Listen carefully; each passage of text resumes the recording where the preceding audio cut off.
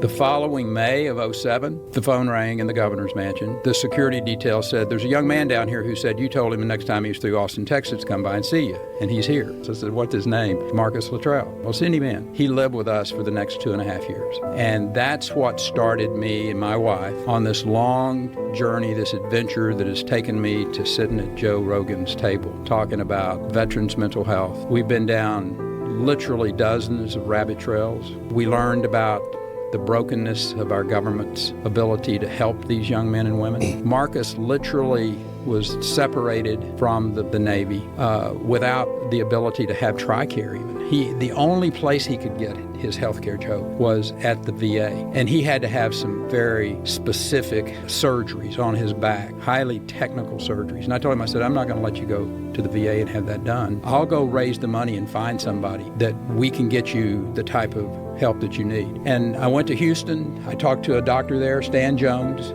who's the chief medical officer for a stem cell company now called Celtex. He had heard of Marcus by then. Marcus's book had come out, I think in '08 when it came out, and it went to #1 on the New York Times bestseller list. So people started to know who Marcus Luttrell was, knew his story, and we were able to get him the medical help that he needed. I also intervened at that time with the Secretary of the Navy, Ray Mabus, and I called Ray. Ray was the former governor of Mississippi, so I knew him through that. And I told him, I said, "Here's what I've got." And I said, "This kid is a legit American hero." And I said, "Our government's just completely dropped the ball on being able to take care of him. I don't want to embarrass your boss, but I said, you need to get this kid back in, reevaluate him, get him not fit for duty so he can get eligible for TRICARE," of which they did. And my hat's off to them for doing that and doing it. The sadness of all of this, Joe, from my perspective, is Marcus Luttrell was just fortunate in a lot of different ways. That